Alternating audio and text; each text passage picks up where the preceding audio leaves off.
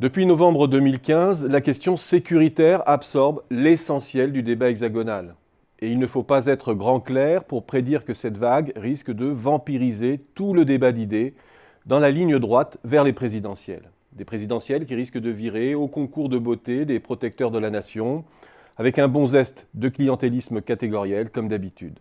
Dommage, car on était sur le point de sortir du débat stérile entre moderno-déclinistes et socialo-immobilistes.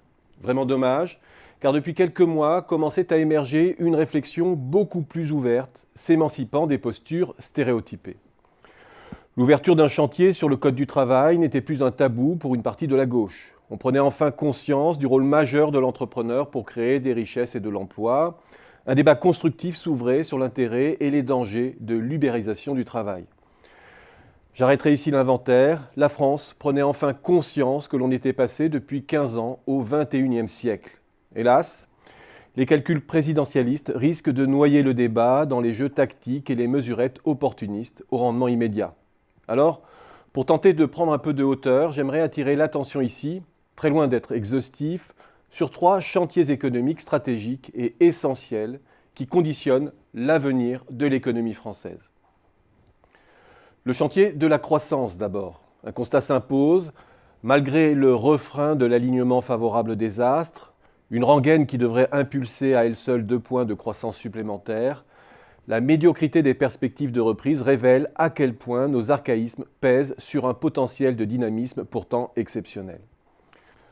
Le chantier de l'Europe ensuite. À part le sauvetage de l'euro et des banques payées au prix fort, rien au fond n'a été résolu en 8 ans de crise. Une situation qui étonne même un conservateur comme l'ancien président de la Fed, Ben Bernanke, qui avoue ne rien comprendre à la politique économique européenne, qu'il s'agisse de croissance, de compétitivité, de technologie, de fiscalité, d'harmonisation sociale et surtout de véritable solidarité européenne.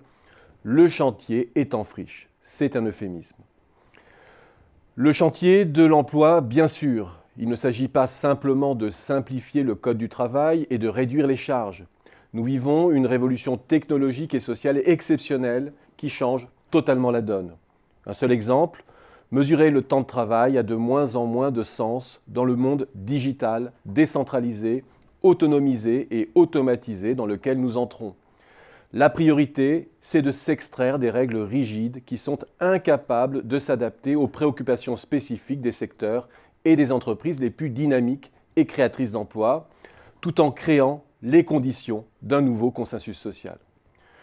Je pourrais évoquer aussi la réforme de l'État, la réflexion sur l'attractivité et la compétitivité du territoire, sur la transition énergétique, la métropolisation, sur l'équilibre entre le rôle de nos grandes entreprises et le tissu des PME, sur l'identification des véritables investissements stratégiques à long terme que doit faire la France pour booster son économie. J'arrête là, on aura compris que le débat est terriblement technique et qu'il ne doit pas être réduit à des messages électoralistes et souvent idéologiques. Nous allons nous employer dans les mois qui viennent à vous apporter des éléments d'expertise sans aucun a priori partisan, mais en s'appuyant sur notre connaissance intime du tissu d'entreprise de la France, pour mettre en relief les alternatives décisives.